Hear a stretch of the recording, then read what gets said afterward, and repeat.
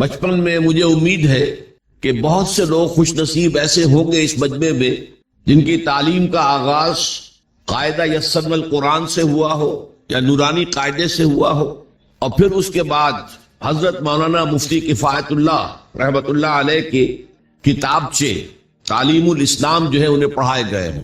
ظاہر بات ہے کہ آج کل وہ رواج ختم ہو چکا ہے۔ آج کا ہمارا دور مادہ پرستی کا ہے۔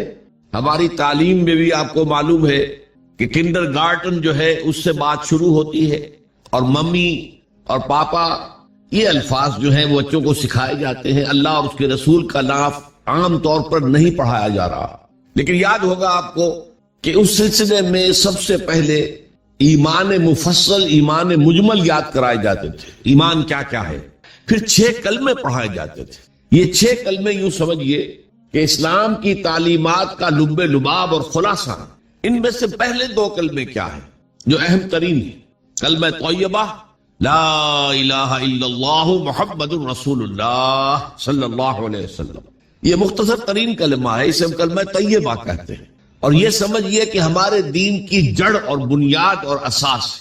دوسرا کلمہ اسی میں لفظ شہادت کا اضافہ ہو کر اشہد ان لا الہ الا اللہ واشہد ان محمد رسول اللہ صلی اللہ علیہ وسلم۔ یہ کلمہ شہادت جو ہے یہ اسلام میں داخلے کا شاہ درا ہے۔ شاہ درا، در کہتے دروازے کو، شاہ درا بہت بڑا دروازہ۔ جو لوگ دلی سے واقف ہیں انہیں یاد ہوگا، معلوم ہوگا کہ دلی جو ہے وہ جمنا ندی یا جمنا دریا کے مغرب میں واقع ہے، اور مشرق سے جو بھی آتا ہے یو پی سے، اس کو پہلے ایک قصبے سے گزرنا پڑتا ہے، جس کے بعد پل آتا ہے جمنا کا، اور اس قصبے کا نام ہے شاہ درا۔ اسی طرح کا شاہ درا ایک لاہور میں ہے۔ لاہور جو ہے وہ راوی کے جنوب مشرقی کنارے پر ہے، آباد ہے شہر۔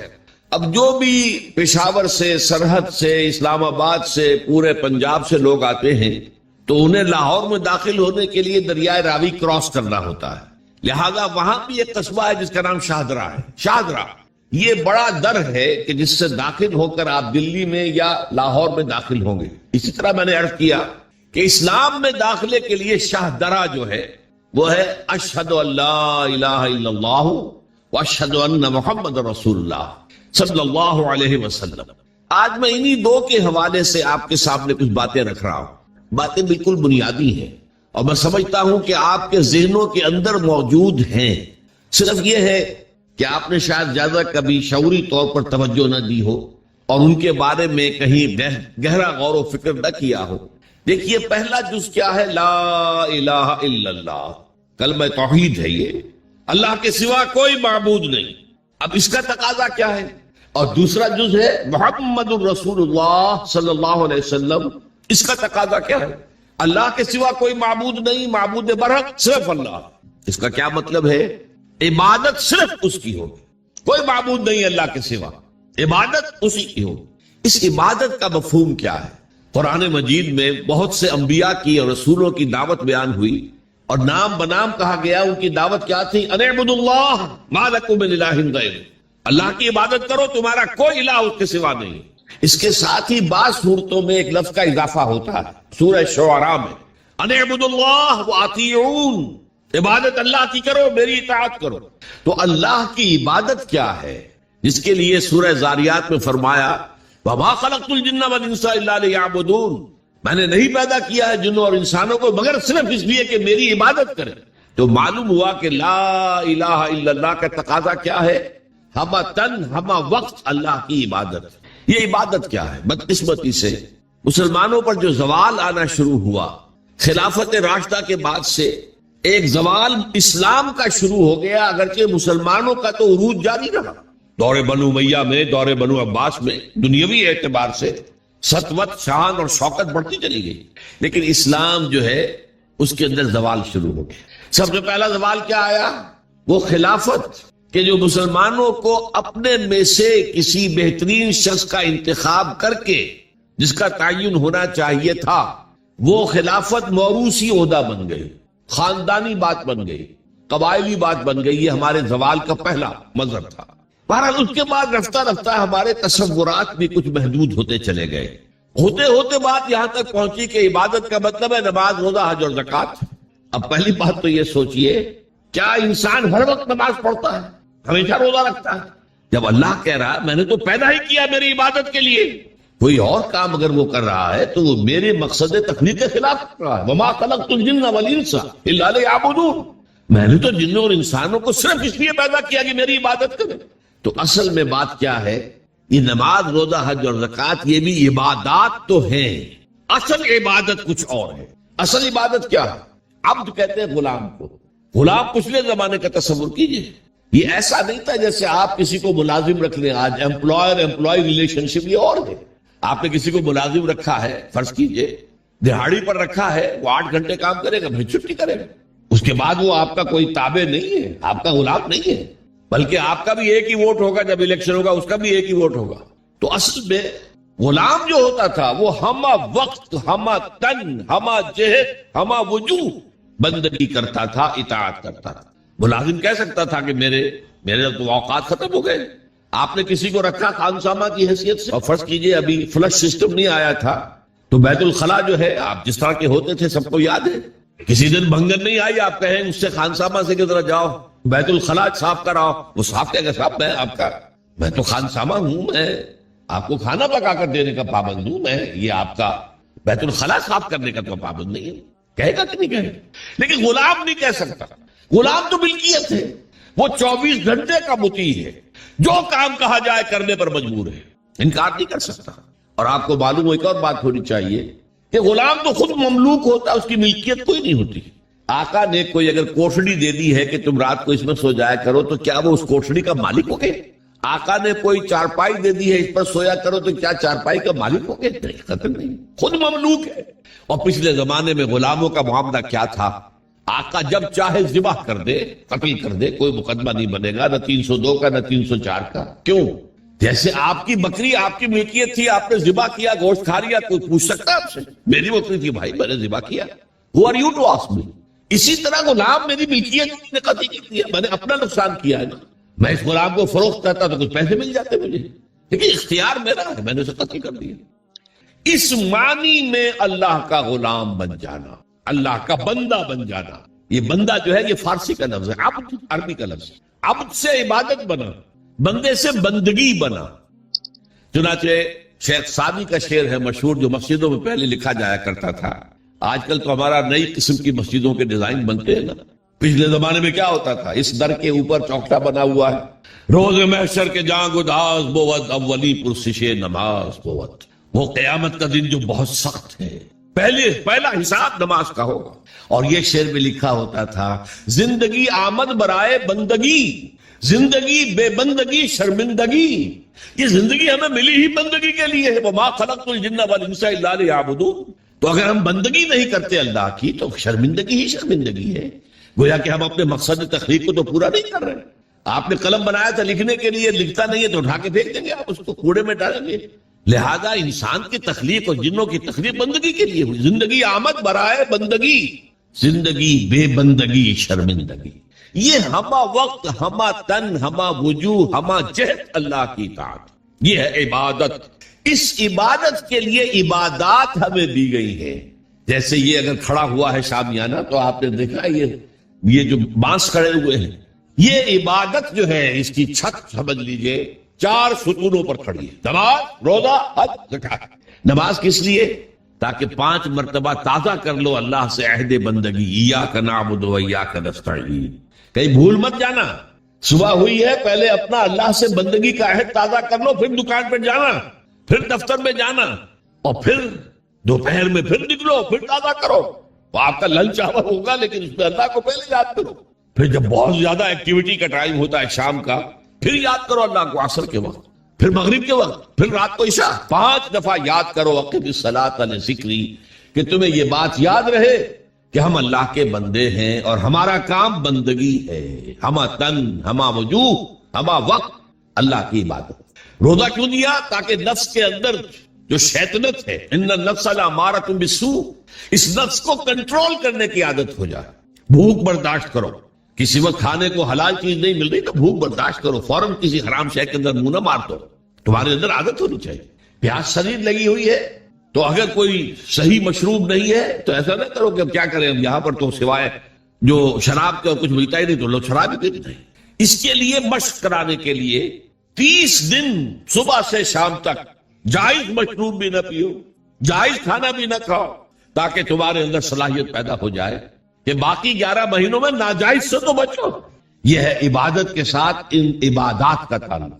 ایک بڑی ہمارے اندر جو ہے نفس کی خواہش، دولت پرستی، اس کو نکالنے کے لیے صدقہ، خیرات، انفاق، خرچ کرو خرچ کرو خرچ کرو، تاکہ یہ دولت کی محبت دل میں سے کھرچی جائے. اور یہ تینوں حکمتیں جمع کرنی ہے حج کے اندر. حج میں احرام کے اندر پابندیاں ہوتی ہیں، وہ روزے کے مشابہ ہیں. بڑی رقم خرچ ہوتی ہے، یہ زکوٰۃ و صدقات کے مشابہ ہو گئی. اس میں تلبیہ ہوتا ہے، لبیک اللہم لبیک لبیک لا شریک لک لبیک ان الحمد والنعمت لک والملک لا شریک لک. یہ اللہ کا ذکر ہو رہا ہے. تو ذکر اور انفاق اور نفس کو کنٹرول کرنا، یہ تینوں چیزیں جمع کر دی حج میں. وہ جامع عبادات، جامع العبادات. لیکن ان عبادتوں کے اوپر چھت آئے گی اسلام کی پوری، ہمہ جہت ہمہ وقت اللہ کی بندگی، اللہ کی اطاعت. یہ جو عبادت ہے، ایک بات اور نوٹ کر لیجئے، یہ عبادت جو ہے زبردستی بھی دنیا میں کرائی جاتی رہی. مثلا بنی اسرائیل پر فرعون مسلط تھا، اپنے احکام منواتا تھا کہ نہیں؟ ہم پر انگریز حاکم تھا، اپنا قانون نافذ کرتا تھا کہ نہیں؟ تم اپنے قانون رکھو گھروں میں، تمہارے کتاب میں لکھا چور کے ہاتھ کاٹو، ہم نہیں کاٹیں گے. تمہاری سنت ہے رسول کی، شادی شدہ ہو زانی یا زانیہ اس کو رجم کرو، غیر شادی شدہ 100 کوڑے لگاؤ، اعلان برسر عام لگاؤ. جاؤ رکھو اپنے گھر میں، آیتیں پڑھ لیا کرو، ثواب لے لیا کرو. یہاں تو ہمارا قانون چلے گا. اور ہم اطاعت کرتے تھے کہ نہیں؟ یہ اطاعت جو ہے یہ فورس تھی، زبردستی کی تھی، جبر کے ساتھ تھی. اس کو عبادت نہیں کہیں گے. عبادت وہ اطاعت ہے اللہ کی اور اس کے رسول کی جو اپنی دلی آمادگی سے کی جائے، اللہ اور اس کے رسول کی محبت میں سرشار ہو کر کی جائے. یہ ڈائمنشن جو ہے عبادت کی، کہ محبت اس کا جزو لازم ہے. اللہ لا ایمان لمن لا محبت لہ. دیکھو جس کے اندر محبت نہیں ہے اللہ کے اس کے رسول کی، اس کا کوئی ایمان نہیں. اللہ کا عشق، اللہ کے رسول کا عشق، اس سے سرشار ہو کر اللہ کی اطاعت، اللہ کے رسول کی اطاعت پوری زندگی میں، یہ عبادت ہے. اور اس میں نوٹ کیجئے، اس عبادت میں اللہ کی اطاعت بھی ہے، رسول کی اطاعت بھی ہے. نماز آپ پڑھتے ہیں کیسے پڑھتے ہیں؟ جیسے رسول نے سکھائی صلی اللہ علیہ وسلم. صلو کما رأیتمونی اصلی، نماز ایسے پڑھو جیسے مجھے دیکھتے ہو کہ میں پڑھتا ہوں. صحابہ نے حضور کو دیکھا، تابعین نے صحابہ کو دیکھا، تبع تابعین نے تابعین کو دیکھا. یہ نسل بعد نسل. تو نظام جو بنتا ہے عبادت کا، اس میں اللہ کی اطاعت بھی ہے اور اللہ کے رسول کی اطاعت. اطیعوا اللہ و اطیعوا الرسول بار بار قرآن میں آتا ہے، بار بار آتا ہے. اور میں نے آپ کو بتایا کہ بہت سے رسولوں کی دعوت تو آئی ان اعبدوا اللہ ما لکم من الہ غیرہ، لیکن اسی کو دوسری جگہ پر بیان کیا گیا ان اعبدوا اللہ واطیعون، اللہ کی عبادت کرو، میری اطاعت کرو. تو ہمہ تن، ہمہ وقت، ہمہ وجوہ اللہ کی بندگی، اللہ کی اطاعت رسول کے طریقے پر، یہ ہے عبادت. اس کے لیے ہمیں پیدا کیا گیا. اب اس میں ابھی تک کی جو باتیں تھیں وہ تو ذرا میٹھی تھی، ذرا کڑوی بات بھی آ جائے. اگر جزوی اطاعت ہوگی تو وہ اللہ کے ہاں قبول نہیں ہے، وہ منہ پر دے ماری جاتی. آپ کہیں نماز کا حکم اللہ نے دیا ہے، جی میں پڑھتا ہوں اور اسی طرح پڑھتا ہوں جیسے کہ حضور پڑھتے تھے، ٹھیک ہے بھائی، لیکن اللہ نے سود کو حرام کیا ہے، بھائی یہ تو مجبوری ہے میری، میں کیا کروں، اس کے بغیر تو کاروبار چلتا نہیں. یہ معاملہ اب بہت مخدوش ہو گیا. اللہ کے بعض احکام کو ماننا اور بعض کو پاؤں تلے رونق دینا، اس پر جو غضب اللہ تعالیٰ کا، اس کو سمجھ لیجئے. سورہ بقرہ کی آیت نمبر 85، افتؤمنون ببعض الکتاب وتکفرون ببعض، کیا تم ہماری کتاب اور ہماری شریعت اور ہمارے قانون اور ہمارے احکام کے ایک حصے کو مانتے اور ایک دوسرے کو نہیں مانتے؟ وما جزاء من یفعل ذلک منکم، تو کوئی سزا نہیں ہے اس کی جو یہ طرز عمل اختیار کریں گے. اللہ کی اطاعت جزوی، یہ مانیں گے، یہ نہیں مان سکتے، یہ کریں گے، یہ نہیں کر سکتے. فما جزاء من یفعل ذلک منکم الا خزی فی الحیاۃ الدنیا، اس کی سزا اس کے سوا کچھ نہیں کہ دنیا کی زندگی میں تو ذلیل اور خوار اور رسوا کر دیے جائے. وَيَوْمَ الْقِيَامَةِ يُرَدُّونَ فِي أَشَدِّ الْعَذَابِ، يُرَدُّونَ إِلَىٰ أَشَدِّ الْعَذَابِ، اور قیامت کے دن شدید ترین عذاب میں جھونک دیے جائے. دیکھیے یہ میرا قول نہیں، میں تو اللہ کی بات بتا رہا ہوں.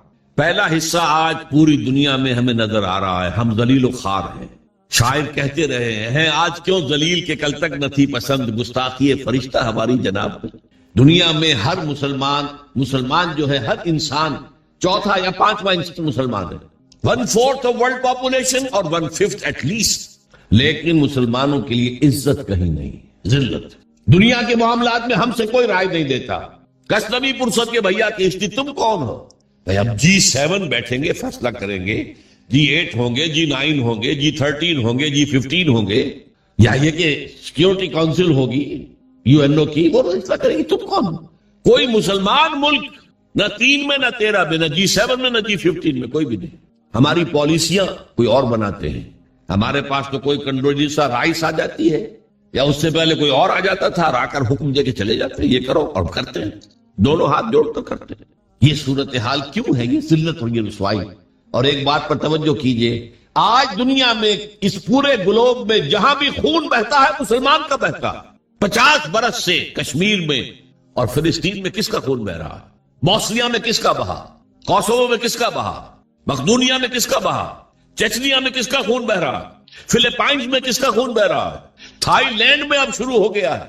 ایک صوبے میں مسلمان اکثریت میں ہیں، وہ چاہتے ہیں کہ ہمیں علیحدہ ملک دیا جائے. ان کے اوپر گولیاں برس رہی ہیں، مارا جا رہا ہے. اس سے پہلے صومالیہ میں کس کا خون بہا تھا؟ نوٹ کر لیجئے، آج اس پورے ارضی پر خون جہاں بہ رہا ہے وہ مسلمان کا.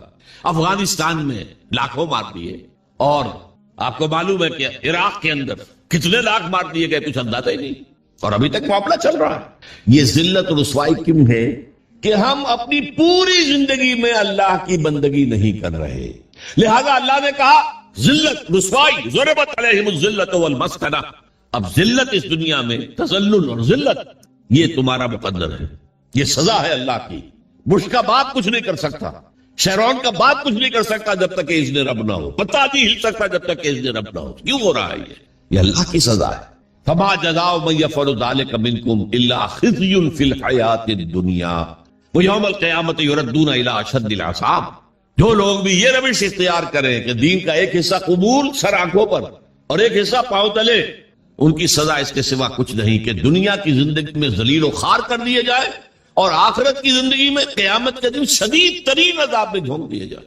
یہ طرز عمل اللہ کو کافروں کے مقابلے میں، اگر مسلمان یہ طرز عمل کریں گے تو کافروں سے بدتر ہے اللہ کی نگاہ. وہ تو صرف صاحب کہتے ہیں ہم نہیں مانتے محمد کو صلی اللہ علیہ وسلم، ہم نہیں مانتے قرآن کو، نہیں مانتے. آپ کہتے ہیں ہم مانتے ہیں اور پھر اللہ کے احکام پر عمل نہیں کرتے. یہ چیز وہ ہے جو اللہ تعالیٰ کو کفر کے مقابلے میں زیادہ ناپسندیدہ. یہی وجہ ہے قرآن میں کہا گیا منافقت جسے ہم کہتے ہیں، ان المنافقین فی الدرک الاسفل من النار. منافقین جو ہے جہنم کے سب سے نچلے طبقے میں ہوں گے، کافروں سے بدتر ہوں گے، کافروں کے نیچے ہوں گے. کیوں کہتے وہ ہیں کہ ہم ایمان رکھتے ہیں اللہ پر، ہم ایمان رکھتے ہیں اللہ کے رسول پر، ہمیں عشق ہے اللہ کے رسول سے. دیکھو ہم نعتیں پڑھتے ہیں، دیکھو ہم حج کے لیے جاتے ہیں، دیکھو ہم عمرے کرتے ہیں، دیکھو رمضان میں کتنی چہل پہل ہمارے یہاں ہو جاتی افطاری کے وقت، دیکھو مسجدیں بھری ہوتی ہیں تراویح میں. لیکن بھائی وہ اسلام کا قانون کہیں نافذ ہے؟ کہیں اسلامی احکام کی تنفیذ ہے؟ تمہاری یہ ادھوری اور جزوی عبادت اللہ کو قبول نہیں ہے. اللہ جو ہے بہت غیور ہے، جسے آپ کہتے ہیں نا پیکج ڈیل. پیکج ڈیل کیا ہوتا ہے؟ ٹیک اٹ اور لیو اٹ. ہمیں تمہاری کوئی ضرورت نہیں ہے، اللہ تو غنی ہے عن العالمین. ہمارا دین لینا ہے پورا لو ورنہ دفاع ہو. یا ایھا الذین آمنوا ادخلوا فی السلم کافہ. اہل ایمان اسلام میں داخل ہو پورے کے پورے سمجھے. جزوی اسلام اسلام نہیں ہے، جزوی عبادت عبادت نہیں ہے، جزوی بندگی بندگی نہیں ہے، بلکہ ڈٹائی ہے. ڈٹائی اللہ کے ساتھ مذاق ہے. قرآن مجید میں آیا ہے نا کہ یہ لوگ جو ہیں یخادعون اللہ والذین آمنوا وما یخدعون الا انفسهم. یہ دھوکہ دینا چاہتے ہیں اللہ کو اور اہل ایمان کو، حالانکہ دھوکے اپنے آپ کو ڈالا. تو پہلی بات بڑی سخت ہو گئی. اسی لیے اقبال کہتا ہے کیومی گویم مسلمانم بلرزم کہ دانم مشکلات لا الارا.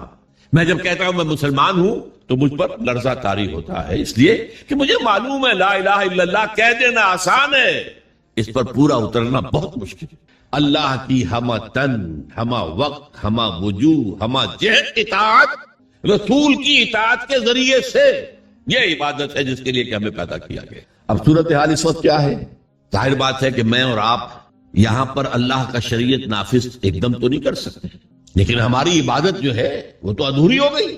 ہم اس ملک کے فرد ہیں، ہم شہری ہیں، ہم ووٹ ڈالتے ہیں، ہم لوگوں کو چنتے ہیں، وہ جا کر جو ہے حکومتیں بناتے ہیں.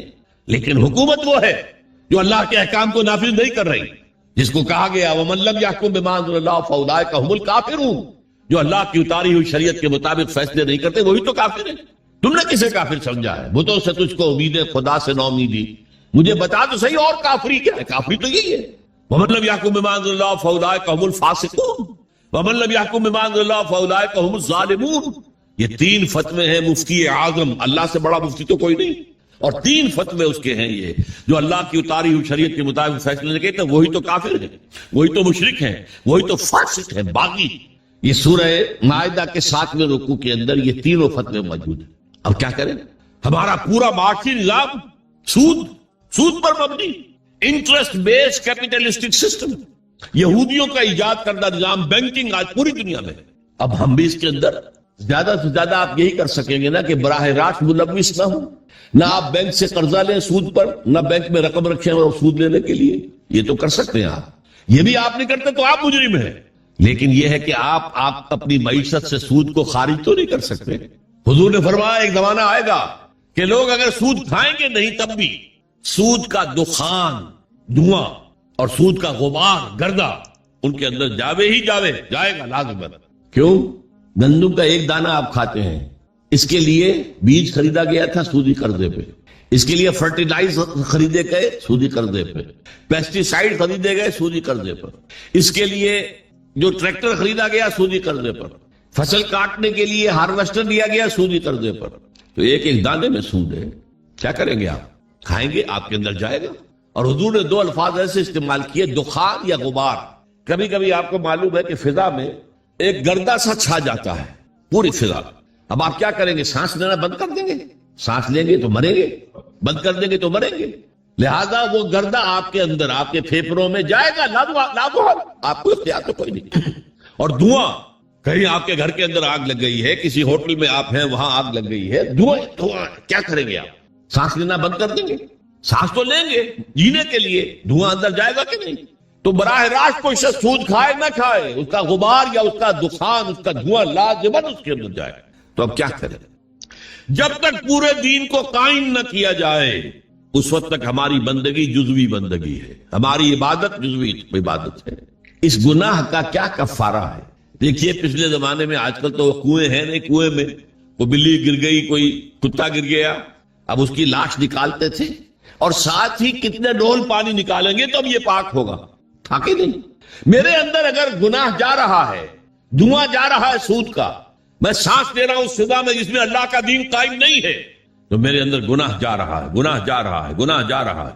اس کا کفارہ کیا ہوگا؟ اس کو صفائی کیسے کریں گے؟ تن من دھن لگا دو اللہ کے دین کو قائم کرنے کے لیے۔ ابھی یہ عزیزم نوید صاحب جو کہہ رہے تھے بار بار اقامت دین، اقامت دین، کیا مطلب ہے اقامت دین کا؟ دین کو قائم کرنا، پورا دین۔ جیسے آپ کہتے ہیں ایک ہے نماز پڑھنا، ایک ہے نماز قائم کرنا، زمین و آسمان کا فرق ہے نا۔ اقیم الصلاۃ، اقیم الصلاۃ، اقیم الصلاۃ۔ یہ قیام جو ہے نماز کا نظام کا، اس کے لیے مسجدیں تعمیر ہوتی ہیں، اس کے لیے امام اور خطیب رکھے جاتے ہیں، وہاں پر بر وقت جماعت ہوتی ہے، ایک امام کے پیچھے کھڑے ہو کر ہم نمازیں پڑھتے ہیں، یہ نماز کا نظام ہے۔ اسی طریقے سے دین کا نظام، اقیم الدین، دین کو قائم کرو، اور اسی کو کہا وَيَكُونَ الدِّينُ كُلُّهُ لِلَّهِ، دین پورا کا پورا اللہ کا ہو جائے۔ فوجداری قوانین بھی اسی کے ہوں، دیوانی قوانین بھی اسی کے ہوں، وراثت کا قانون بھی اسی کا ہو، سود کو جڑ سے نکال کے پھینکا جائے، بیع و شرع کی جو حرام شکلیں ہیں ان کو ختم کیا جائے، جوئے کا خاتمہ کیا جائے، بے پردگی بے حیائی کا خاتمہ کیا جائے۔ یہ سارا کام اگر آپ کریں تو اس میں جو تن لگے گا، جو من لگے گا، جو آپ کا دھن لگے گا، جو آپ کا وقت لگے گا، یہ کفارہ ہے کہ جزوی بندگی کی وجہ سے جو گناہ ہو رہا ہے اس کا کفارہ ہو جائے۔ اگر آپ یہ نہیں کرتے تو اس کا مطلب یہ کہ آپ بھی اسی نظام کے حامی ہیں۔ وہ دیکھیے جو کہا تھا نا بش نے یا اس کے سیکریٹری پاول نے 11 ستمبر 2001 کو، آر یو ود اس اور اگینسٹ اس، یاد ہے؟ اور ہمارا کمانڈو صدر اور وہ پتاشے کی طرح بیٹھ گیا تھا آپ کے ساتھ۔ جی اللہ بھی یہ کہتا تم میرے ساتھ ہو یا میرے خلاف ہو، نو گرے ایریا ان بٹوین، یا میرے ساتھ ہو میرے وفادار ہو۔ تو جتنے دین پر عمل کر سکتے ہو اتنے پر تو کرو نا۔ نمبر 1، آخر سود سے غبار سے نہیں بچ سکتے، براہ راست تو سود سے بچو، نہ سود پہ رقم رکھ کر کھاؤ اور نہ سود پر رقم لے کر اپنا کاروبار بڑھاؤ، اپنی بلڈنگیں جو ہے اور اونچی کرو، نہیں یہ تو کر سکتے ہو۔ پردہ تو اپنے گھر میں راج کر سکتے ہو کہ نہیں؟ اللہ کا شکر ہے ابھی پاکستان میں تو کوئی ایسا ڈکٹیٹر نہیں آیا. اگر کوئی زیادہ وقت مل گیا ہماری شامت اعمال سے اس شخص پرویز مشرف کو تو شاید وہ وقت بھی آ جائے کہ پردے پر پابندی کر دی جائے, کوئی عورت برقع نہیں پہنے. ہو چکا ہے دنیا میں, محسن ممالک میں ہوا. مصطفیٰ کمال پاشا جو آئیڈیل ہے اس کا, اس نے یہی تو کیا تھا. پردہ ختم, انگریزی لباس پہننا لازمی, عربی میں نہیں اذان دے سکتے ہو نہ نماز پڑھ سکتے, ترکی زبان میں نماز پڑھو, ترکی زبان میں اذان. یہ سارا کمال عطا ترک نے کیا تھا اور اس نے آتے ہی کہا تھا کہ میرا آئیڈیل وہ ہے. یہ تو اللہ کو معلوم ہے کل کیا ہونا ہے. بڑے بڑے جبار اور بڑے بڑے طاقتور لوگ آئے ہیں اور آج نسیم منسیاں ہیں. کہاں گیا وہ فیلڈ مارشل ایوب خان, کہاں گیا وہ یحییٰ خان, کہاں گیا بھٹو, کہاں گیا ضیاء الحق. تو بڑے بڑے تنتنے والے بڑے بڑے دبدبے والے لوگ آئے ہیں, وہ سب نسیم منسیاں ہو گئے. تو میں نہیں کہہ سکتا کہ اس کے لیے ابھی کتنے دن ہیں. اللہ تعالیٰ کی طرف سے اگر مہلت اسے ملے گی تو ہماری شامت اعمال کی وجہ سے ملے گی. اس لیے کہ حضور نے فرمایا ہے, کس قدر پیاری حدیثیں یاد آ گئی, اعمالکم اعمالکم, تمہارے اپنے عمل تم پر حاکم ہو جاتے ہیں. تم خود بے ایمانی کرتے ہو تو بے ایمانی تمہارے حاکم ہوں گے. تم خود سودی لین دین میں ملوث ہو تو سود کا نظام ہی تمہارے اوپر رہے گا. اعمالکم اعمالکم. اور ایک اور حدیث میں آیا ہے, کما تکونون کذالک یؤمر علیکم, جیسے تم خود ہوگے ویسے تمہارے حکمران جو ہے وہ حاکم بنا دیے جائیں. اسی لیے جو نوید صاحب کہہ رہے تھے, پہلے اپنے آپ کو بدلو. ان اللہ لا یغیر ما بقوم حتی یغیروا ما بانفسہم. خدا نے آج تک اس قوم کی حالت نہیں بدلی, نہ ہو جس کو خیال آپ اپنی حالت کے بدلنے کا.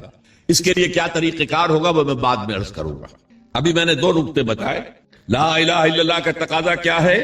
اللہ کی ہمتن, ہمہ وقت, ہمہ وجوہ, ہمہ جہت, اطاعت رسول کے ذریعے. اسی کا نام عبادت ہے.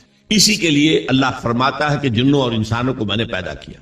جیسے میں نے کہا تھا نماز تو ہر وقت نہیں پڑھتے, جو پابندی سے پڑھتا ہے وہ بھی 2-2.5 گھنٹے ہی 24 گھنٹے میں لگتے ہوں گے نا اس کے نماز میں. باقی 21.5 گھنٹے کیا کرے گا؟ عبادت کرے گا. یعنی جو کام کرے گا شریعت کے دائرے میں کرے گا, یہی عبادت ہو رہی ہے. کمائی کرے گا حلال ذریعے سے کرے گا, کھانا کھائے گا حلال کھائے گا. یہ پوری زندگی کے تمام کام عبادت ہیں اگر اللہ کے قانون کے مطابق کیے جائے. یہی بغاوت ہے اگر اللہ کے قانون کے خلاف کیے جائے. اور دوسری بات میں نے آپ کو بتائی, یہ عبادت جزوی اللہ کو قبول نہیں ہے, بلکہ جزوی عبادت وہ تو منہ پر لے ماری جائے گی, جاؤ دفع ہو جاؤ, ٹیک اٹ اور لیو اٹ, یا ہمارا دین قبول کرو یا چھوڑ دو. اس کا جزوی معاملہ نہیں ہو سکتا. 50% مانتے ہیں یا 30% یا 33%. چلو 33% پہ پاس ہو جاتے ہیں نا بچے, ہمیں بھی 33% پہ پاس کر دو. اللہ کے ہاں یہ بات نہیں, ٹیک اٹ اور لیو اٹ. اور اس کا عبادت کا حق صحیح معنی میں کب ادا ہوگا؟ جب پورا نظام اللہ تعالیٰ کے حکم کے مطابق قائم کر دیا جائے.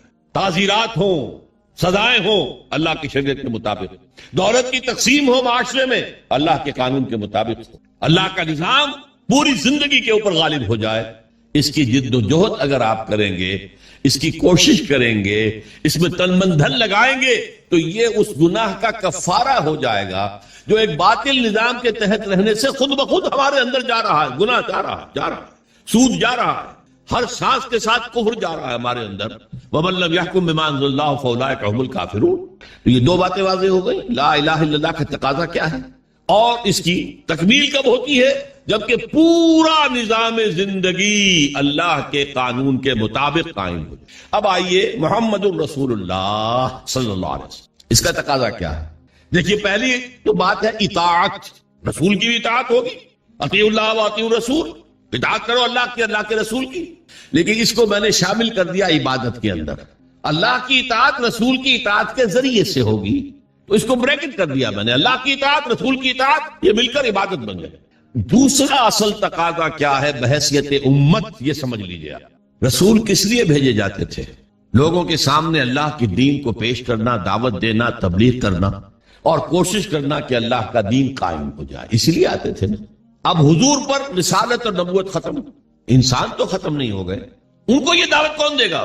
یہ ہے رسول کے امتی ہونے کی حیثیت سے ہمارا فرض. قرآن مجید میں اس کے لیے کہا گیا ہے, اصطلاح ہے شہادت علی الناس, لوگوں پر حجت قائم کر دینا تاکہ قیامت میں لوگ یہ نہ کہہ سکیں کہ اللہ ہمیں تو تیرا دین کسی نے پہنچایا ہی نہیں, ہم سے حساب کتاب کا ہے. میری بات سمجھ لیجئے, اگر کوئی دین پہنچا دے اس کا حق ادا کر دے, اب ان کے پاس کوئی عذر نہیں ہوگا. اسی لیے فرمایا سورہ نساء میں رسلا مبشرین ومنذرین لئلا یکون للناس علی اللہ حجۃ بعد الرسل وکان اللہ عزیزا حکیما. ہم نے اپنے رسولوں کو بھیجا بشارت دینے والے بنا کر. اللہ کی عبادت کرو گے تو بشارت ہے، راح و ریحان و جنت نعیم، اللہ تعالیٰ تمہیں اپنی جنتوں میں داخل کرے گا. اللہ کی عبادت سے سرکشی کرو گے تو پھر جہنم ہے، فماواہ جہنم وساءت مصیرا، اس کا ٹھکانہ جہنم ہے. تو وہ بشیر بھی تھے، نذیر بھی تھے، لیکن حاصل کیا تھا؟ لئلا یکون للناس علی اللہ حجۃ بعد الرسل، رسولوں کے آنے کے بعد لوگوں کے پاس کوئی عذر باقی نہ رہ جائے. اللہ ہمیں معلوم نہیں تھا، نہیں، ہر امت کے خلاف اس کا رسول کھڑا ہو کر گواہی دے گا پہلے قیامت کے دن، جسے آپ کہتے ہیں سرکاری گواہ، پروزیکیوشن وٹنس. اے اللہ تیرا جس پیغام آیا تھا میرے پاس میں نے انہیں پہنچا دیا تھا، اب اگر انہوں نے عمل نہیں کیا تو یہ ذمہ دار ہے. They can't plead ignorance، یہ نہیں کہہ سکتے ہمیں تو بتایا نہیں گیا، میں نے بتا دیا تھا. یہ ہے ان کے خلاف شہادت بڑھے گی کہ اب یہ ذمہ دار ہے. بہت سادہ سی بات آپ کو سمجھا دوں مثال سے. آپ اپنے کسی عزیز کو کوئی پیغام بھیجتے ہیں، کل شام تک یہ کام میرا ضرور کر دینا کر دینا کر دینا کر دینا ورنہ مجھے بہت نقصان ہو جائے گا. کسی آپ نے ایلچی کے ہاتھوں، پیغامبر کے ہاتھوں یہ پیغام بھیجا، وہ کام نہیں ہوا، آپ کا نقصان ہو گیا. اب آپ غصے میں بھرے ہوئے اپنے اس عزیز کے پاس گئے، میں نے تمہیں یہ پیغام بھیجا تھا، تم نے یہ کام نہیں کیا، میرے نقصان کا ذمہ دار کون ہے؟ تم ہو. اگر وہ یہ کہہ دے بھائی مجھے تو آپ کا پیغام کسی نے پہنچایا ہی نہیں، اب کوئی غصہ آپ کا رہ جائے گا اس کے خلاف؟ آپ پتاشے کی طرح بیٹھ جائیں گے نا، غصہ ختم. اب غصہ کس پر آئے گا؟ اس پیغامبر پر آؤ. بھلے آدمی تجھے میں نے پیغامبر بنایا تھا کہ پیغام پہنچانا، تم نے نہیں پہنچایا، میرے نقصان کے ذمہ دار تم. تو یہ پیغام رسانی کا منصب کتنا نازک ہے، کتنا نازک ہے، کتنا نازک ہے. اگر آپ نے پیغام پہنچا دیا آپ فارغ ہو گئے، بری ہو گئے، وہ ذمہ دار ہیں. اگر آپ نے نہیں پہنچایا تو آپ مجرم ہیں، وہ نہیں ہے. اسی لیے کہا گیا سورہ اعراف کے شروع میں فَلَنَسْأَلَنَّ الَّذِينَ أُرْسِلَ إِلَيْهِمْ وَلَنَسْأَلَنَّ الْمُرْسَلِينَ. ہم پوچھ کر رہیں گے ان سے بھی جن کے طرف ہم نے رسولوں کو بھیجا، اور ہم پوچھ کر رہیں گے رسولوں سے بھی. پہلے رسولوں سے کہا جائے تم نے پہنچا دیا تھا، اب وہ کہیں گے کھڑے ہو اللہ میں نے پہنچا دیا تھا. پھر کہیں گے اچھا اب تم بات کرو، تم نے پیغام میرا پہنچ گیا تھا، کتنا عمل کیا. یہی وجہ ہے دیکھیے حضور نے اپنے آخری خطبے میں اپنی تعلیمات کے اہم نکات کو دوبارہ سہبارہ اس کو نمایاں کر کے پھر ایک سوال کیا. ذرا چشم تصور سے دیکھیے، 1.25 لاکھ کا مجمع ہے، معمولی بات نہیں ہے. آج بھی 20-30 لاکھ ہی ہوتے ہیں نا حج میں، 1.25 لاکھ، جبکہ شاید پورے عرب کی آبادی 2.5-3 لاکھ سے زیادہ نہیں ہوگی. 1.25 لاکھ آدمی جمع ہے، 1,24,000. آپ نے خطبہ دیا اور خطبے کی شان کیا تھی؟ ایک ایک لفظ 3 مرتبہ دہراتے تھے. لاؤڈ سپیکر تو تھا نہیں، تھوڑے تھوڑے فاصلے کے اوپر جیسے مکبر ہو جاتے ہیں نماز با جماعت میں، لاؤڈ سپیکر نہیں ہے تو وہ مکبرین کھڑے ہیں. حضور نے ایک بات ادھر کہی، اب مکبرین نے آگے پہنچانی شروع کر دی. دوسری بات سامنے رخ کر کے کہی، دوسری مرتبہ وہی بات، اب سامنے والوں نے پہنچانا شروع کر دیا. تیسری مرتبہ بائیں طرف دیکھتے ہوئے کہی، اب بائیں والوں نے پہنچانا شروع کر دیا. آخر میں ایک سوال کیا، اللہ بلغتو، لوگوں میں نے پہنچا دیا یا نہیں؟ پورے مجمع نے کہا بیک آواز، انا نشہد انک قد بلغت رسالتا ونصحت الامتا وبلغت رسالتا وادیت الامانتا وکشفت الغمہ. اے نبی ہم گواہ ہیں، آپ نے حق تبلیغ ادا کر دیا، حق رسالت ادا کر دیا، ہماری خیر خواہی کا حق ادا کر دیا، اور کفر کے اور ضلالت کے پردے چاک کر دیا. 3 دفعہ کہا الا هل بلغت، اور جواب آیا انا نشهد انک قد بلغت رسالت وادیت الامانۃ ونصحت الامۃ وکشفت الغمۃ. پھر آپ نے انگلی اٹھائی آسمان کی طرف، انگشت شہادت، اور پھر لوگوں کی طرف، اللہم اشہد اللہم اشہد اللہم اشہد. اے اللہ تو بھی گواہ ہے. وہ بوجھ جو میرے کندھے پر آیا تھا، جس کے لیے سورہ مزمل میں کیا کہا گیا تھا، انا سنلقی علیک قولا ثقیلا، اے نبی بڑی بھاری بات آپ پر ڈالنے والے ہیں. اس کفر اور شرک کے گڑھ کے اندر توحید کی دعوت دینا کوئی آسان کام تھا؟ اسلام کا پیغام پہنچانا کوئی آسان کام تھا؟ شروع میں تو کہا گیا پاگل ہو گئے، مجنون ہیں، معاذ اللہ ثم معاذ اللہ، شاعر ہیں، ساحر ہیں، مسحور ہیں، کذاب ہیں، نعوذ باللہ من ذالک، نقل کفر نباشا. اس کے بعد آپ کو معلوم ہے صحابہ کو مارا گیا، پیٹا گیا، سب کچھ جھیلا کہ نہیں؟ خود 3 برس حضور جو ہیں وہ محصور رہے شیب بنی ہاشم میں. یہ جیل ایسی تھی جس میں کھانے کو کچھ نہیں تھا. آپ کی جیلوں میں تو راشن تو ملتا ہے. بہرحال یہ ساری سختیاں جھیل کر حضور نے دین کو غالب کر یہ کام کیا. لیکن اس وقت آپ نے کیا فرمایا؟ اپنی بات 3 دفعہ کہہ کر الا هل بلغت انا نشهد انک قد بلغت رسالۃ وادیت الامانۃ ونصحت الامۃ وکشفت الغمۃ. پھر کہا فَلْيُبَلِّغِ الشَّاهِدُ الْغَائِبَ، اب تمہارے ذمے ہے جو یہاں ہے وہ پہنچائیں پورے چہار آگے عالم تک اس پیغام، اس لیے کہ میں صرف تمہارے لیے رسول بن کر نہیں آیا تھا۔ وَمَا أَرْسَلْنَاكَ إِلَّا كَافَّةً لِلنَّاسِ بَشِيرًا وَنَذِيرًا، اے نبی ہم نے نہیں بھیجا ہے آپ کو مگر پوری نوع انسانی کے لیے بشیر اور نذیر بنا کے۔ آپ واحد رسول ہیں اللہ کے، واحد۔ ویسے کہا جاتا ہے 313 رسول آئے ہیں قرآن مجید میں، جن کا ذکر ہے وہ تو 28-29 ہے انبیاء اور رسول، لیکن یہ کہ کہا جاتا ہے نبی تو آئے ہیں 1.25 لاکھ، جتنے کہ حجۃ الوداع میں موجود تھے صحابہ، اور رسول آئے ہیں 313 جتنے کہ بدر کے میدان میں مجاہد موجود تھے۔ بہرحال حضور نے فرمایا میں تو پوری دنیا کے لیے رسول بنا کر بھیجا گیا، میں نے تمہیں پہنچا دیا، تم پہنچاؤ آگے، تاکہ میں تمہارے خلاف گواہ بنوں گا قیامت کے دن۔ اے اللہ میں نے انہیں پہنچا دیا تھا، now they are responsible, they are accountable، اور تمہیں یہی گواہی دینی ہوگی اے اللہ تیرے رسول نے جو ہمیں پیغام پہنچایا تھا آپ نے پوری دنیا میں پھیلا۔ اس مضمون کے لیے لفظ شہادت آتا ہے قرآن، اس لیے کہ شہادت کا لفظ جو ہے وہ رسالت کی اصطلاح کے طور پر ہے۔ یا ایھا النبی انا ارسلناک شاہدا وبشیرا ونذیرا وداعیا الی اللہ باذنہ وسراجا منیرا۔ سورہ مزمل میں فرمایا انا ارسلنا الیکم رسولا شاہدا علیکم کما ارسلنا الی فرعون رسولا، تو اے محمد آپ شاہد ہیں ان پر، دنیا میں آپ گواہی دے گے اسلام کی اپنے قول سے اپنے عمل سے، قیامت میں آپ کھڑے ہو کر اللہ کی بارگاہ میں عدالت اخروی میں آپ پروزیکیوشن وٹنس کی حیثیت سے ہوں گے، آپ کہیں گے اے اللہ میں نے انہیں بات پہنچا دی تھی، اب یہ جواب دے، they are responsible, they are accountable. یہ فرض ہے امتی ہونے کی حیثیت سے جو ہم پر عائد ہوتی۔ دیکھیے میں نے یہاں لفظ سنت کا استعمال نہیں کیا، عام طور پر سنت کو ہم سمجھتے ہیں عبادات کے ضمن میں، وضو میں سنتیں کتنی ہیں، فرض کتنے ہیں، اور ہر رکعت میں فرائض کیا کیا ہیں وغیرہ وغیرہ۔ اصل میں اتباع ہے وہ لفظ جس کے بارے میں قرآن میں فرمایا گیا کہ قل ان کنتم تحبون اللہ فاتبعونی یحببکم اللہ، اے نبی ان سے کہہ دیجئے اگر تم اللہ سے محبت کرتے ہو تو میرا اتباع کرو، اللہ تم سے محبت کرے گا۔ یہ اتباع کسے کہتے ہیں؟ پیروی کرنا، پیچھے پیچھے چلنا، اتباع۔ اتباع میں وہ شے بھی آ جائے گی جس کا حکم دیا، اور وہ شے بھی جس کا حکم نہیں دیا لیکن آپ نے کیا۔ اتباع محبت کے جذبے سے سرشار ہو کر، اللہ اور اس کے رسول کی محبت سے سرشار ہو کر، ہما وقت، ہما تن، ہما وجوہ، ہما جہت اطاعت اللہ کے اور اس کے رسول کی، یہ عبادت ہے، یہ لا الہ الا اللہ کا تقاضا ہے۔ اور اللہ کے رسول پر ایمان لانے کا تقاضا کیا ہے؟ جس طرح حضور نے 23 برس، غور کیجئے، جب آپ کے پاس وحی شروع ہو گئی اور آپ حکم آ گیا یا ایھا المدثر قم فانذر وربک فکبر، اے لحاف میں لپٹ کر لیٹنے والے صلی اللہ علیہ وسلم اب کھڑے ہو جاؤ، کمر کس لو، لوگوں کو خبردار کرو کہ اللہ کے حضور میں حاضر ہونا پڑے گا، بات جواب دہی کرنی پڑے گی، اور اپنی رب کی کبریائی کا اعلان کرو، اللہ اکبر، اللہ سب سے بڑا ہے، اللہ کی بات سب سے اونچی ہونی چاہیے، لتکون کلمۃ اللہ ہی العلیٰ۔ یہ جو ہے کام حضور نے 40 برس کی عمر میں وہی کا آغاز ہوا نا، کبھی آپ نے سوچا اس کے بعد آپ نے کوئی معاش کا کام کیا؟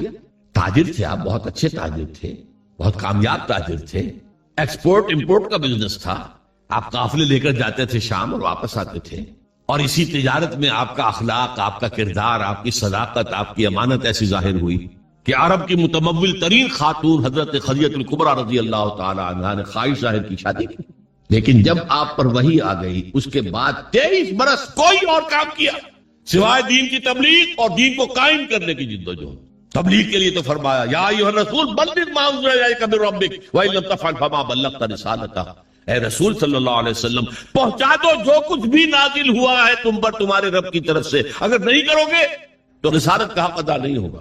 یہی وجہ ہے کہ وہ آیتیں بھی حضور نے ہمیں سنا دی جن میں حضور پر گرفت کی گئی تھی، یا ایھا النبی لم تحرم ما احل اللہ لک، اے نبی کیوں حرام ٹھہراتے ہو اپنے اوپر جو اللہ نے تم پر حلال کیا؟ ہو سکتا تھا حضور چھپا لیتے کہ میری یہ پکڑ جو اللہ نے کی ہے، کیوں مسلمان ہمیشہ اس کو پڑھتے رہے، پکڑ آئی تھی کہ نہیں؟ اللہ جاءہ العامہ، ماتھے پر تیوری ڈال لی، منہ موڑ لیا کہ ایک اندھا نابینا آیا تھا آپ کے پاس، وما یدریک لعلہ یزکیٰ او یذکر فتنفعہ الذکریٰ، اس کے لیے لفظ عتاب استعمال کیا حضور نے۔ عبداللہ ابن ام مکتوم کی شان میں یہ آیات نازل ہوئی ہیں، اس کے بعد جب بھی آتے تھے وہ نابینا صحابی عبداللہ ابن مکتوم، تو حضور کیا فرمایا؟ مرحبا بالذی عاتبنی اللہ فیہ، آؤ بھائی خوش آمدید میرے اس ساتھی کے لیے جس کے ضمن میں اللہ نے مجھ پر عتاب فرمایا، عاتبنی اللہ فیہ، عتاب کیا مجھ پر۔ وہ آیتیں بھی قرآن میں ہے کہ نہیں؟ تو نوٹ کر لیجئے، ایک ایک حرف پہنچانا ہے محمد آپ کو صلی اللہ علیہ وسلم۔ اگر ایسا نہیں کرو گے تو رسالت کا ادا نہیں ہوگا۔ اب یہی کام امت کے ذمے کر کے آپ گئے صلی اللہ علیہ وسلم۔ اس میں پہلا دور وہ ہے جو آپ کے صحابہ نے جانیں دے دی، قربان کر دی، کہاں کہاں کوئی شہید ہوا، کوئی ایران میں، کوئی عراق میں، کوئی شام میں، کوئی خراسان میں، کوئی ہندوستان میں آ کے شہید ہوئے۔ کس لیے؟ اللہ کا دین غالب ہو، اللہ کا پیغام پہنچ جائے۔ دور صحابہ اور تابعین کے بعد عام مسلمان جو ہیں وہ تو دنیا پرستی کے اندر لگ گئے، بدقسمتی سے خلافت ملوکیت میں بدل گئی۔ پھر یہ کام، یہ جھنڈا کس نے بلند رکھا؟ وہ صوفیاء کرام نے بلند رکھا۔ معین الدین اجمیری رحمت اللہ علیہ کیوں آئے تھے اجمیر میں؟ حالانکہ وہ راجپوتوں کی طاقت کا گڑھ، رائے پتھورا کا مرکز۔ شیخ علی اجمیری تو لاہور میں اس وقت آئے تھے جہاں لاہور اسلامی حکومت میں شامل ہو چکا تھا، لیکن معین الدین اجمیری تو اس وقت آئے ہیں جبکہ یہ پورا راجستھان جو ہے راجپوتوں کی سرزمین، اور اس میں رائے پتھورا، پرتھوی راج بہت سخت، بہت زبردست، اور وہاں جا کر بیٹھ گئے۔ 90,000 ہندو ان کے ہاتھ پر ایمان لائے۔ یہ ہمارے پنجاب کے جو دو بڑے بڑے قبیلے ہیں وٹو اور سیال، یہ دونوں قبیلے ان کے ہاتھ پر ایمان لائے، بلکہ یہ دونوں قبیلے تو ان کے پوتے شاگرد کے ہاتھ پر ایمان لائے۔ یعنی شیخ معین الدین اجمیری رحمت اللہ علیہ خواجہ معین الدین کے جو ان کے خلیفہ تھے، خواجہ بختیار کاکی رحمت اللہ علیہ ان کے خلیفہ تھے جو پاک پٹن میں دفن ہے، بابا فرید گنج شکر رحمت اللہ علیہ، ان کے ہاتھ پر یہ دونوں قبیلے ایمان لائے۔ بہرحال یہ کام کیا ہے مسلمانوں نے، پہلے کیا ہے بحیثیت امت، بحیثیت قوم، بحیثیت حکومت، اللہ کے دین کو پھیلانا ہے، اللہ کا قانون نافذ کرنا۔ کس لیے گئے تھے وہ؟ کیا وہ دنیا بنانے گئے تھے؟ شہادت ہے مطلوب و مقصود مومن، نہ مال غنیمت نہ کشور کشائی۔ پھر جب عام مسلمان اور بادشاہ جو ہمارے بن گئے وہ بھی عیش پرست ہو گئے، محل بنانے شروع کر دیے، جو دنیا میں اور عیاشیاں ہو کرتے تھے بادشاہ انہوں نے بھی شروع کر دی، تو پھر صوفیاء کرام نے وہ جھنڈا سنبھال لیا، ان کے ذریعے سے یہ دعوت پھیلی ہے۔ یہ عرب تاجر تھے، وہ اپنے حسن خلق کی بنیاد پر، یہ سارا جو ہندوستان کا مغربی ساحل ہے جسے مالابار کہتے ہیں آپ، یہاں سارا اسلام جو آیا عرب تاجروں کی وجہ سے آیا۔ پورا یہ ملک جو ہے انڈونیشیا، ملیشیا، یہ ملایا، سماٹرا، جاوا، یہ سارے یہ بھی عرب تاجروں کی وجہ سے ایمان لائے۔ وہاں کبھی چڑھائی نہیں کی گئی، کبھی وہاں تلوار نہیں اٹھی اسلام کے لیے، بلکہ عرب تاجروں کی تبلیغ سے اور ان کی خوش خلقی، ان کے جو کاروبار میں صداقت اور امانت کے عنصر دیکھے ایمان لے لوگ۔ بہرحال یہ جان لیجئے کہ اس کے بعد سے جبکہ یہ ادارہ بھی کم ہو گیا، کمزور ہو گیا، اب امت مسلمہ وہ کام سرے سے نہیں کر رہی۔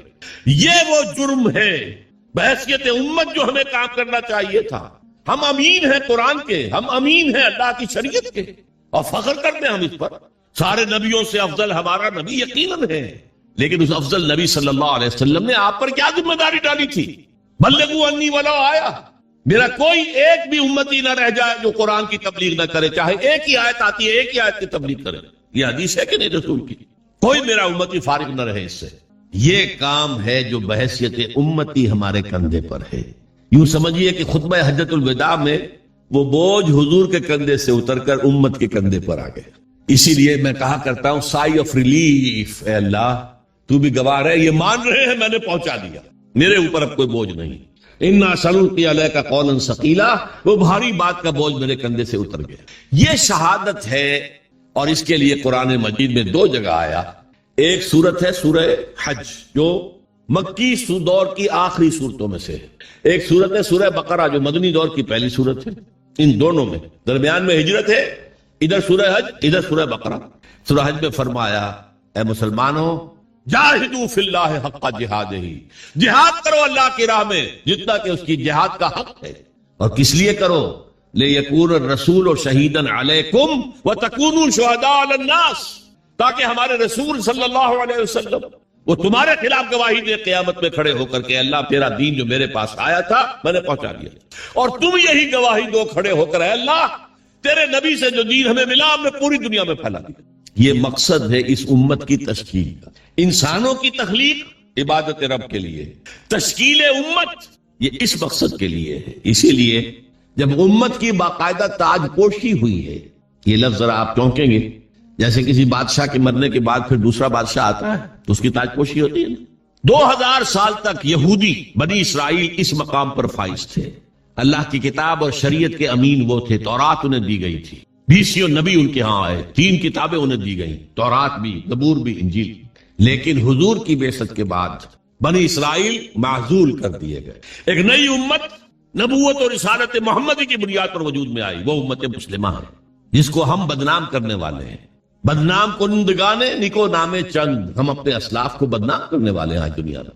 لیکن ہمارا منصب یہ ہے, یہ جو کورونیشن ہوئی ہے کب ہوئی ہے؟ تحویل قبلہ. حضور نے 16 مہینے نماز پڑھی ہے بیت المقدس کی طرف رخ کر کے. مدینے جانے کے بعد پھر حکم آ گیا فول وجہک شطر المسجد الحرام. اب قبلہ بدل دو, شمال کی بجائے جنوب کی طرف رخ کرو, خانہ کعبہ کی طرف رخ کرو. یہ علامت تھی کہ اس مرکز والی امت معزول. بنو اسرائیل کا مرکز وہ تھا بیت المقدس, وہ مسجد جو حضرت سلیمان نے بنائی تھی, جسے یہ لوگ ٹیمپل کہہ دیتے ہیں, ہیکل کہہ دیتے ہیں. ہمارے نزدیک تو مسجد اقصیٰ تھی. حضرت ابراہیم نے, اسماعیل نے علیہ الصلوۃ والسلام خانہ کعبہ کی تعمیر نو کی تھی. حضرت سلیمان نے یہ جو بیت المقدس کے اندر مسجد بنائی. بہرحال وہ مرکز ختم, وہ امت معزول. اب خانہ کعبہ کے گرد اور نبوت اور رسالت محمدی کے اساس پر نئی امت, امت مسلم. اور اس کے لیے فرمایا وَكَذَلِكَ جَعَلْنَاكُمْ أُمَّةً وَسَطًا لِتَكُونُوا شُهَدَاءَ عَلَى النَّاسِ وَيَكُونَ الرَّسُولُ عَلَيْكُمْ شَهِيدًا. وہی بات جو وہاں کہی گئی لِيَكُونَ الرَّسُولُ شَهِيدًا عَلَيْكُمْ وَتَكُونُوا شُهَدَاءَ عَلَى النَّاسِ. رسول کا ذکر پہلے, امت کا بعد. اور یہاں امت کا پہلے كَذَلِكَ جَعَلْنَاكُمْ أُمَّةً وَسَطًا لِتَكُونُوا شُهَدَاءَ عَلَى النَّاسِ وَيَكُونَ الرَّسُولُ عَلَيْكُمْ شَهِيدًا. اس مقصد کے لیے جد و جہد, اس کے لیے محنت, اس کے لیے جان کھپانا, اس کے لیے قوت, اس کے لیے صلاحیت خرچ کرنا, مال خرچ کرنا, انفاق کرنا, یہ ہے محمد الرسول اللہ پر ایمان کا تقاضا. اب اس میں ایک بات اور سمجھ لیجئے, دین کا پہنچانا ایک ہے قول سے, ایک ہے اپنے عمل سے. آپ جو بات کہہ رہے ہیں اس پر عمل کر کے بھی تو دکھائیے نا, ورنہ دیگرا راہ نصیحت خود راہ فضیحت. لوگ کہیں گے تم کہتے کچھ اور کرتے کچھ اور, کیا دعوت دے رہے ہو, کیا تبلیغ کر رہے ہو؟ عمل سے گواہی, زبان سے گواہی, اشہد ان لا الہ الا اللہ واشہد ان محمد رسول اللہ, زبان سے گواہی. اب تمہارے عمل سے, تمہارے وجود سے, تمہارے رویے سے, تمہارے کردار سے, تمہاری شخصیت سے ثبوت ملنا چاہیے کہ واقعی تم اللہ اور اس کے رسول کے ماننے والے ہو. اچھا, اس کے علاوہ انفرادی سطح پر نمونہ تو پیش کر دیا. اللہ نے دین بھیجا تھا, اس کا نمونہ پیش کرو. آپ کہیں اللہ نے جو دین بھیجا تھا محمد کے ذریعے صلی اللہ علیہ وسلم وہ بہترین دین ہے. دنیا کہے گی ہمیں کہیں ذرا اس کا مشاہدہ تو کرا دو, کہاں ہے؟ تم 1.5 ارب مسلمان دنیا میں رہتے ہو, اور کتنے بڑی علاقے جو ہے مسلمانوں کے حکومتوں میں, ملکوں کے اندر شامل ہیں. کہیں ہمیں دکھاؤ کہاں ہے وہ نظام. کیا کہیں گے ہم؟ نگاہیں نیچی ہو جائے گی. تاریخ کا ایک واقعہ آپ کو سناتا ہوں. 1915 میں شیخ الہند مولانا محمود حسن دیوبندی رحمت اللہ علیہ, ان کے ساتھیوں سے اور ان کا آپس میں مشورہ ہوا کہ انگریز کی غلامی سے نجات پانے کے لیے شیخ الہند تو جائیں حجاز. وہاں ابھی مدینے میں ترک گورنر موجود تھا, خلافت ختم نہیں ہوئی تھی, 1924 میں ختم ہوئی ہے, یہ میں 1915 کی بات کر رہا ہوں. اور مولانا عبید اللہ سندھی کو بھیجیں جو والی کابل ہے, بادشاہ افغانستان کا.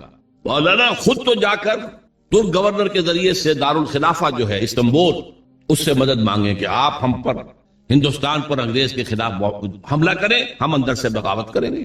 اور یہی پیغام شاہ افغانستان کے لیے, تم حملہ کرو, اندر سے ہم بغاوت کریں گے تاکہ انگریز کو یہاں سے جڑوں سے اکھاڑ کر پھینک دیں.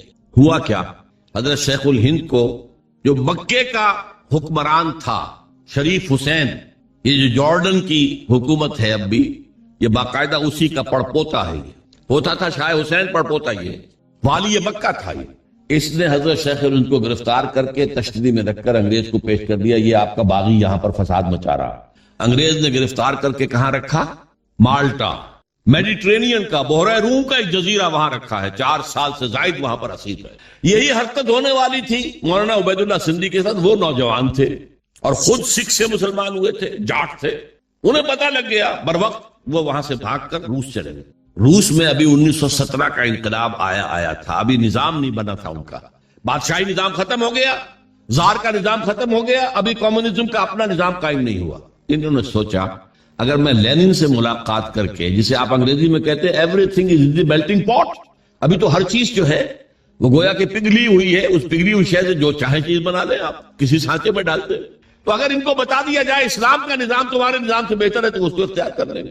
لینن سے ریکویسٹ کی، انٹرویو کی، اس نے معذرت کر لی، وہ بیمار تھا، بستر مرگ پر تھا۔ اس نے کہا ٹروٹسکی سے بات کیجئے۔ یہ بہت سے لوگوں کو معلوم ہوگا کہ لینن کا اصل جانشین ٹروٹسکی ہونا تھا، یہ تو اسٹالن نے عین وقت پر سازش کی اور قبضہ کر لیا۔ ٹروٹسکی سے بڑی مفصل گفتگو ہوئی مولانا سندھی کی، اور وہ سنتا رہا۔ آخر میں اس نے ایک بات کہی، مولانا یہ نظام جو ہے جو آپ پیش کر رہے ہیں بہت عمدہ ہے، کوئی شک نہیں، بہت اعلیٰ ہے، سب سے عمدہ ہے، لیکن آپ نے کہیں اسے قائم کیا ہے؟ مولانا سندھی کہتے ہیں اس کے بعد جو میری نگاہیں زمین میں گڑ گئی، میں اس سے دوبارہ آنکھیں چار نہیں کر سکا۔ ارے اتنی اچھی بات تمہارے پاس ہے اور تم اسے خود اپنے گھر میں نافذ نہیں کرتے، ریوڑیاں آ کر یہاں تقسیم کرنا چاہتے ہو، اپنے بچوں کو ریوڑیاں نہیں دیتے، کرو نا، قائم کرو نا، اسے دکھاؤ اس کا نمونہ۔ یہ ہے وہ دلیل جو آج پوری دنیا دے رہی ہے۔ کہاں ہے اسلام تمہارا؟ مسلمانی در کتاب اور مسلمانہ در گور، مسلمانی کتاب میں لکھی ہوئی ہے، یہ پڑھ لیجئے، قرآن میں ہے، حدیث میں ہے، فلاں میں ہے، سیرت میں ہے، خلافت راشدہ میں ہے۔ بھائی ٹھیک ہے 1400 برس پرانی بات ہوئی، آج دکھاؤ۔ یہ بات اب سمجھی آپ نے؟ لا الہ الا اللہ کا تقاضا، اللہ کی بندگی ہمہ تن، ہمہ وجوہ، ہمہ وقت، ہمہ جہت، اطاعت اللہ، اطاعت رسول۔ اور یہ کب پورا ہوگا؟ جب پورا نظام بھی اللہ کے دین کے اوپر قائم ہو جائے، تب آپ کی بندگی ہوگی پوری بندگی، ورنہ تو جزوی ہے۔ نمازیں ہم پڑھ رہے ہیں، روزے رکھ رہے ہیں، حج کر رہے ہیں، لیکن بھائی تم حاجی آئے ہو پاکستان سے، اتنی بڑی تعداد میں 1 لاکھ آ گئے ہو، تم نے اپنے ملک میں اسلام قائم کیا؟ قرآن مجید میں کہلوایا گیا ہے حضور سے، اہل کتاب سے آپ کہہ دیجئے اے نبی، قل یا اہل الکتاب لستم علی شیء حتی تقیموا التوراۃ والانجیل وما انزل الیکم من ربکم۔ اے اہل کتاب، اے یہودیو، اے نصرانیو، تمہاری کوئی حیثیت اللہ کی نگاہ میں نہیں ہے جب تک کہ تورات اور انجیل کو قائم نہیں کرتے۔ You have no face to pray to us۔ ہم سے دعا کرتے، کس بات سے دعا کرتے؟ ہمارا دین، ہماری شریعت قائم کی ہے، یہی بات ہم سے ہے۔ یا اہل القرآن لستم علی شیء حتی تقیموا القرآن وما انزل الیکم من ربکم۔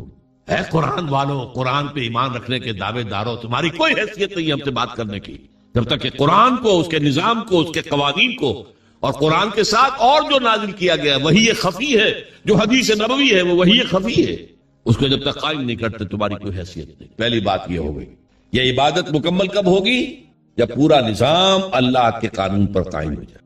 محمد رسول اللہ کا تقاضا کیا ہے؟ دین کی دعوت، دین کی تبلیغ، قول سے، عمل سے، انفرادی سطح پر، اجتماعی سطح پر۔ یہ اسی وقت حق ادا ہوگا جب آپ اسلام کا نظام قائم کر کے دنیا کو دکھا دیں اور آپ کہہ سکیں come and see with your own eyes, آؤ مشرق کے لوگوں آؤ، مغرب کے لوگوں آؤ، اے جاپانیوں آؤ، اے امریکیوں آؤ، دیکھو یہ نظام ہے محمد کا لایا ہوا صلی اللہ علیہ وسلم، see it with your own eyes. اس سے بہتر نظام کوئی ہو سکتا ہے؟ بتاؤ۔ یہاں کوئی ریپریشن ہے، کوئی جبر ہے، یہاں کوئی ایکسپلائٹیشن ہے، یہاں کوئی امیر غریب کا خون چوس رہا ہے، یہاں کوئی بھوکا بھوک کے مارے خودکشی کر رہا ہے؟ آؤ دیکھو نا، ایک ایک شہری کی بنیادی ضروریات کی کفالت ہم کر رہے ہیں، ایک ایک کی۔ یہ نظام خلافت ہے، قائم کر کے دکھاؤ نا۔ پھر دنیا نہ مانے تو وہ مجرم، اور تم قائم کر کے نہیں دکھا سکتے تو پھر تم مجرم ہو، دنیا کیا مانے گی؟ یہ جو 5 ریاستیں ابھی آزاد ہو گئی، مسلمان ریاستیں سینٹرل ایشیا کی، میں نے آج جمعے کے خطبے میں بھی ذکر کیا تھا کہ علامہ سید جمال الدین افغانی نے یہ کہا تھا کہ اس پاکستان کا یہ حصہ جو پاکستان میں ہندوستان سے کاٹ کر اور افغانستان شامل کر کے، اور یہ روسی ترکستان کی مسلمان جو ہے ریاست، اس وقت تک ابھی کمیونسٹ ریولوشن نہیں آیا تھا، 1897 میں تو ان کا انتقال ہو گیا، کمیونسٹ ریولوشن 1917 میں آ رہا ہے، 20 برس کے بعد۔ اس وقت تک وہ اسلامی ریاستیں تھی، مسلمان ریاستیں، ان کو ملا کر ایک بلاک بنا دیا، اور اس بلاک کے اندر پھر اسلام کی ایک جھلک دنیا کو دکھائی جائے، یہ ہے اسلام۔ یہ ہی تھی جس کے لیے پاکستان کی تحریک چلی تھی۔ پاکستان کا مطلب کیا؟ لا الہ الا اللہ۔ قائد اعظم نے کہا تھا، آج جمعے کے اندر میں نے اس کا کیسر بھی ہوں گے، میں نے ان کا اقتباس بھی پڑھ کر سنایا ہے جمعے کی اپنی تقریر میں، اور علامہ اقبال نے جو کہا تھا کہ یہ یقینی ہے، شدنی امر ہے کہ ہندوستان کے شمال مغرب میں ایک آزاد مسلمان ریاست قائم ہوگی، اور اگر ایسا ہو گیا تو ہمیں موقع مل جائے گا کہ دور ملوکیت، دور بنو امیہ، دور بنو عباس، سلاطین عثمانی، ان کے دور میں اسلام کے چہرے پر جو بدنما داغ اور دھبے آ گئے تھے انہیں ہٹا کر صحیح اسلام کا نقشہ پیش کر، اس کام کے لیے پاکستان بنا، and we have failed utterly, بالکل ناکام ہو گئے۔ اسی لیے آج کی نوجوان نسل پوچھے کیوں بنایا تھا اسلام؟ وہی تہذیب جو وہاں ہے وہی یہاں، وہی بینکنگ کا سسٹم جو وہاں ہے وہ یہاں ہے، وہ بلکہ ایک معاملے میں بہتر رہے، انہوں نے جاگیرداری تو فوراً ختم کر دی تھی، ہمارے تو سروں پر جاگیردار وڈیرا بیٹھا ہوا ابھی تک، وہ بہتر رہے۔ اس لیے وہاں عوامی سیاست ہے، یہاں عوامی سیاست کیا آئے گی؟ عوامی سیاست شہروں میں آ سکتی ہے، کراچی میں، لاہور میں، بڑے شہروں میں۔ باقی جو 70-80% لوگ ہیں وہ تو وڈیروں کے انگوٹھے تلے، جاگیردار وڈیرے، بڑے زمیندار اور بلوچستان کے سردار اور سرحد کے قوانین، یہ وہی تو ہے نا۔ بہرحال ایک تقاضا لا الہ الا اللہ کا وہ بھی مکمل ہوتا ہے اگر پورا دین جو ہے قائم ہو اور آپ کی بندگی خالص ہو جائے اللہ کے لیے۔ ایک تقاضا محمد رسول اللہ کے امتی ہونے کا صلی اللہ علیہ وسلم، کہ دین کی دعوت اور تبلیغ اور اس کی شہادت کا حق ادا کر دو، اور یہ حق بھی بتمام و کمال کب پورا ہوگا؟ جب پورا اسلام کا نظام قائم کر کے دنیا کو دکھاؤ اور بلاؤ انہیں، آؤ دیکھو this is اسلام، دیکھ لو اس کی برکتیں، دیکھ لو یہاں کوئی ایکسپلائٹیشن نہیں ہے، یہاں کوئی ڈسکریمنیشن نہیں ہے، یہاں کوئی ریپریشن نہیں ہے، کوئی ظلم نہیں ہے، آؤ دیکھو امن ہے، کوئی چوری نہیں ہے، کوئی ڈکیتی نہیں ہے، کچھ نہیں۔ جب تک ہم یہ نہیں کرتے ہم رسول کے امتی ہونے کا حق ادا نہیں کر رہے۔ یہ جو میں نے دو چیزیں بتائی آپ کو، لا الہ الا اللہ عبادت، اور اس کی بھی چوٹی کیا ہے؟ دین کو قائم کرنا، محمد رسول اللہ شہادت علی الناس، اس کی تکمیل بھی کب ہوگی؟ جب پورے دین کا ایک نقشہ دنیا کے سامنے عملاً پیش کر دیا۔ یہ دونوں جڑ گئے نا۔ اب ایک مثلث ذہن میں رکھیے، مثلث تین اس کے ہوتے ہیں نا سائڈز، بیس ہے، بیس کے کونوں کے اوپر دونوں اینگلز کیا ہیں؟ لا الہ الا اللہ محمد رسول اللہ۔ لا الہ الا اللہ کا تقاضا عبادت، عبادت رب، ہما تن، ہما وقت، ہما وجود، ہما جہد، اور اس کی تکمیل بھی ہوتی ہے اقامت دین پر، دین کو قائم کرو۔ اور محمد رسول اللہ کا تقاضا شہادت علی الناس، اس کی تکمیل بھی ہوتی ہے اقامت دین پر۔ یہ دونوں بازو آ کر اوپر مل گئے تو یہ مثلث بن گئے، لا الہ الا اللہ عبادت رب، محمد رسول اللہ شہادت علی الناس، دونوں کی تکمیل اقامت دین۔ یہ ہے وہ کام جس کے لیے کچھ تحریکیں چلیں، پچھلی صدی اس میں چلی ہیں، اب تو ہم 21ویں صدی میں آ گئے۔ اس سے تقریباً 200-300 برس پہلے ہم غلام تھے، کہیں ہم انگریزوں کے غلام تھے، کہیں فرانسیسیوں کے تھے، کہیں اطالویوں کے تھے، کہیں اسپینیئرز کے تھے۔ یہ ہماری غلامی کا دور تھا۔ پچھلی صدی کے وسط میں یہ ممالک ایک ایک کر کے آزاد ہوئے۔ 1947 میں ہم آزاد ہو گئے، ایک دو خطوں پر مشتمل پاکستان وجود میں آ گیا، انڈونیشیا آزاد ہو گیا، ملائیشیا آزاد ہو گیا، سیوکارنوں کی زیر قیادت تحریک چلی، عربوں نے بھی اٹھا کر انگریزوں کو، فرانسیسیوں کو پھینک دیا سمندر کے اندر، جمال عبد الناصر نے انگریزوں کو اٹھا کر میڈیٹرینین میں پھینک دیا، یہ ہو گیا نا۔ تو ایک خواہش پیدا ہوئی مسلمانوں کے دل میں، جیسے کوئی شخص گہری نیند سے بیدار ہو جائے، اسے یاد آئے یہ ہم پر انگریزی نظام تھا، فرانسیسی نظام تھا، فلاں نظام تھا، اب ہم آزاد ہیں، ہم اپنے نظام کو قائم کریں۔ اب تو ہم آزاد ہیں نا، ہمارا بھی ایک نظام تھا نا جو محمد رسول اللہ نے قائم کیا تھا 1400 برس قبل، جو 30 برس کامل شکل میں جو ہے دنیا کے اندر نافذ رہا، کامل شکل میں۔ پھر رفتہ رفتہ پہلے 6ٹھی منزل گری ہے، 6 منزلہ عمارت تھی، پھر کچھ عرصے کے بعد 5ویں گری ہے، گرتے گرتے پھر وہ 0 ہوئی ہے، جبکہ آ کر ہم پر یہ مغربی قوتیں جو ہیں حکمران ہو گئی۔ لیکن تھا نا ہمارا نظام، ہمارا اپنا سیاسی نظام ہے، ہمارا اپنا معاشی نظام ہے، ہمارا اپنا سماجی نظام ہے۔ اس کے لیے ہم کوشش کریں کہ اپنے ملکوں میں اس اسلام کو قائم کریں۔ ایک ہی وقت میں یہ تحریکیں اٹھی، مظلومی پارٹی انڈونیشیا، جماعت اسلامی بر عظیم پاک و ہند میں، فدائین اسلام ایران میں، الاخوان المسلمون بہت بڑی تحریک مصر میں، اور وہ پورے عالم عرب میں پھیل گئی۔ بدقسمتی سے تاحال ان میں سے کسی تحریک کو کوئی کامیابی حاصل نہیں۔ اس کے کچھ اسباب ہیں، میں صرف اشارہ کروں گا۔ ہم سے ایک تو غلطی یہ ہوئی کہ ہم نے سمجھا مسلمان ہیں تو گویا کہ ایمان بھی ہمارے دلوں میں موجود ہے، حالانکہ حقیقت یہ ہے کہ ہمارے دلوں میں ایمان موجود نہیں ہے۔ شہادت ہے اشہد ان لا الہ الا اللہ و اشہد ان محمد رسول اللہ، یہ اسلام کی جڑ ہے، اسلام تو ہے، وہ تو موروثی طور پر مل گیا ہمیں، ماں باپ ہمارے مسلمان تھے، مسلمان ہو گئے۔ دلوں میں یقین والی کیفیت نہیں ہے، جب تک وہ پیدا نہیں ہوگی، جیسا ویسا ایمان جیسا صحابہ کرام تھا، اس وقت تک دین قائم نہیں ہو سکتا۔ اس کے لیے جو قربانیاں دینی پڑتی ہیں وہ یقین والے ایمان کے ساتھ ہی ہو سکتی ہیں، محض یہ شہادت اور لپ سروس کے ذریعے نہیں ہو سکتا۔ اور دوسری غلطی یہ کی کہ ہم نے بھی دنیا میں کچھ نظام قائم کرنے کے جو دنیا میں مروجہ طریقے تھے وہ اختیار کر لیے، حالانکہ یہ کام تاریخ میں صرف ایک مرتبہ ہوا تھا، صرف ایک رسول کے ذریعے سے۔ حضرت ابراہیم کے ذریعے سے کوئی نظام قائم نہیں ہوا تھا، نہ حضرت موسیٰ کے ذریعے ہوا، نہ حضرت عیسیٰ کے ذریعے ہوا، یہ صرف محمد رسول اللہ کے ذریعے ہوا۔ اب ہونا ہے دوبارہ، ہوگا انہی کی سیرت پر عمل کرتے ہوئے. لا یسلو آخر هذه الامه الا بما صلح به اولها. طریقہ کار وہاں سے لو. ہم نے طریقہ کار الیکشن پہ حصہ لے لو جی، اگر قوم ہمیں ووٹ دے دے گی ہم اسلام نافذ کر دیں گے. کیا انتخابات کے ذریعے سے حکومت میں کی ریاست جو مدینہ کی قائم ہو سکتی تھی؟ لیکن قریب کی بات سوچ لیجئے، کیا آیت اللہ خمینی ایران کے اندر برسر اقتدار آ سکتے تھے الیکشن کے ذریعے سے؟ ناممکن. یہ دو غلطیاں ہوئی ہیں جن کی وجہ سے یہ تحریکیں ناکام ہو گئی. بعض تحریکوں کا تو وجود ہی نہیں ہے، مسجوبی پارٹی کا وجود ہی نہیں ہے، فدائیین اسلام کا وجود ہی نہیں ہے. جماعت اسلامی ہے لیکن جیسا کہ میرے عزیز آپ کو بتا رہے تھے وہ انقلابی رنگ چھوڑ کر انتخابی سیاست کے دلدل میں پھنس گئی ہے موجود. الاخوان بھی اسی طریقے سے وہ انقلابی راستے کو چھوڑ کر جو حسن البنا نے بتایا تھا وہ بھی الیکشن میں اور کچھ جو ہے ویلفیئر وغیرہ لوگوں کی بہبود کے کام کرنے میں لگ گئے. بہرحال یہ جد و جہد کرنا پہلے تو یہ سمجھیے میرا اور آپ کا فرض عین ہے. اس کے بغیر ہم بھی طاغوت کے ایجنٹ قرار پائیں گے. اگر ہم یہ جد و جہد نہیں کر رہے تو گویا کہ ہم بھی کافرانہ نظام کے وفادار ہیں، ایبیٹرز ہیں، اسے سپورٹ کر رہے ہیں، اس کے تحت پھلنے پھولنے کی کوشش کر رہے ہیں، جائیدادیں بڑھا لیں، کاروبار بڑھا لیں، ایک مل کے دو بنا لیں، دو کے تین بنا لیں. یہ سب کس نظام کے تحت ہو رہا ہے؟ باطل نظام، طاغوت کا نظام. جب تک یہ جد و جہد نہیں، آپ مسلمان تو ہیں، مومن نہیں ہے، نہیں ہے، نہیں، ڈنکے کی چوٹ کہہ رہا. اور یہ جد و جہد ہے بغیر کسی جماعت کے نہیں ہو سکتی. جیسے نماز بغیر وضو کے نہیں ہو سکتی، وضو کرنا پڑے گا.